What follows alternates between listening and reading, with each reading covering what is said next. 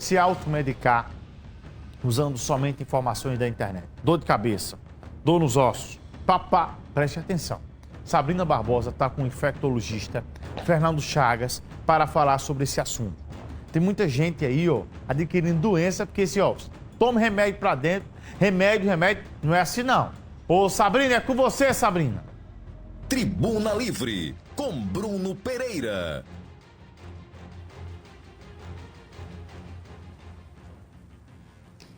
Oi, Bruno. Oi, vocês aí de casa que estão acompanhando a nossa programação exatamente como você descreve aí. A gente costuma dizer que todo mundo tem uma farmácia básica dentro de casa, né?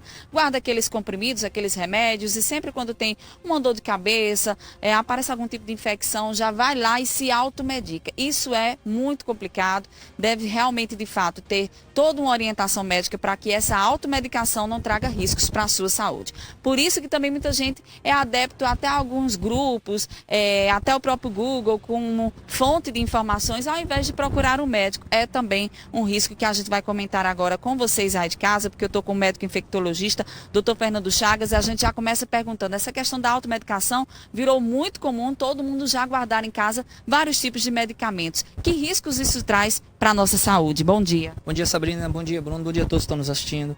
Pois é, já é uma cultura, né, do povo brasileiro, muitas vezes guardar, resto de medicamentos de um tratamento que ele vinha fazendo. Por exemplo, estava usando antibiótico e sobrou alguns comprimidos. Aí quando a pessoa volta a sentir aqueles mesmos sinais e sintomas que surgiram, que seja a mesma doença que levou ele a tomar um antibiótico, ele volta a tomar um antibiótico e muitas vezes não tem nada a ver, né? Você vê os quase doenças gripais, muitas vezes parecem doenças bacterianas. Só um exemplo. E a pessoa vai e toma um antibiótico que é para matar bactérias, não serve para doença viral. O que é que aconteceu? Ele só fez apenas selecionar bactérias resistentes no seu próprio corpo. Então, se num outro momento ele tiver uma infecção bacteriana de fato, pode ser que aquele tratamento mais não resolva o problema. Se falar em outras problemáticas também, por exemplo, vou dar um exemplo para vocês, o uso daquelas inteligências artificiais, né? Que a pessoa entra na internet e pergunta, estou sentindo isso, o que pode ser? E muitas vezes a inteligência artificial sugere um diagnóstico. É claro, eles sempre deixam a orientação que o ideal é procurar o atendimento de um profissional de saúde, mas muitas vezes na angústia, no desejo de ficar bom logo, a pessoa vai e começa a tomar aquele medicamento. Já recebi pacientes, Bruno, pra você ter uma ideia, fazendo uso de medicamentos chamados corticoides, que são medicamentos extremamente perigosos para tomar a longo prazo. A pessoa passou meses, se eu não me engano, 1 ou 2 meses tomando corticoide, resultado, causou o quê? Ferimento no estômago, enfraquecimento dos ossos, alterações no sangue, a pessoa inclusive ganhou peso, ficou inchada, que a gente chama, que é o edema, né? E, infelizmente, foi o reflexo do uso dessa medicação que nem sequer ser suspensa do dia para a noite pode ser. A gente tem que tirar de forma gradual tamanho risco dessa medicação. E ela não é vendida com receita. Então a gente tem que ter muito cuidado com esses medicamentos, porque eles podem sim trazer consequências muito danosas. Só para você ter uma ideia, a diferença muitas vezes da dose medicamentosa para um veneno é muito pouco, a dose tóxica é muito pouca. Então todo cuidado é pouco. Exatamente, muito bom você falar sobre isso, e principalmente quando a gente tem algum sintoma febril, ou até mesmo a criança já está com febre, já tem lá aquele remédio e acaba antes mesmo de passar pelo médico para poder ver se aqueles sinais ali de febre, de mal-estar, passam de forma imediata, a gente acaba automedicando a criança também. Nesses remédios de febre, quais são os mais comuns que a gente pode estar utilizando e que ainda de fato, porque a gente tem em casa guardado, pode prejudicar no tratamento ou até mesmo no diagnóstico?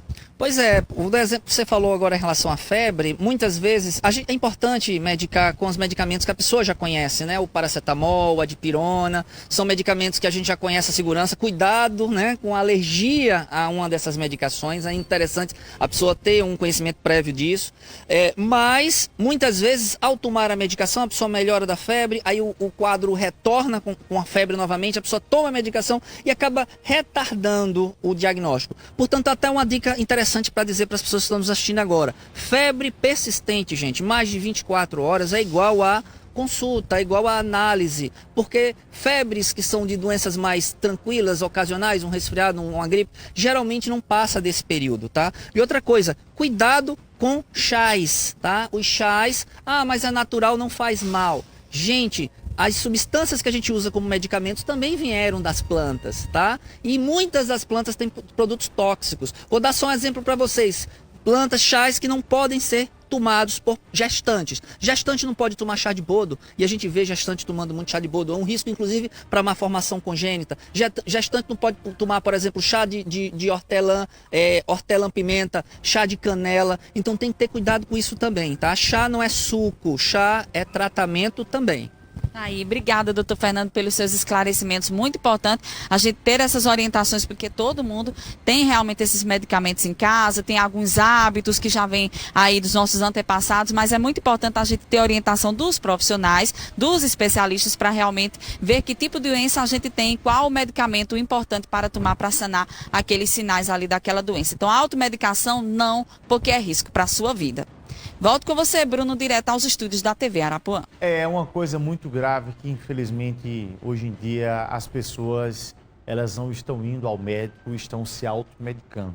Na verdade, isso é a mesma coisa que você colocar o lixo no canto da casa, né? Você limpa a casa e vai acumulando, daqui a pouco dá um vendaval, espalha o lixo para todo canto, que você fez, não se viu de nada e piorou a situação.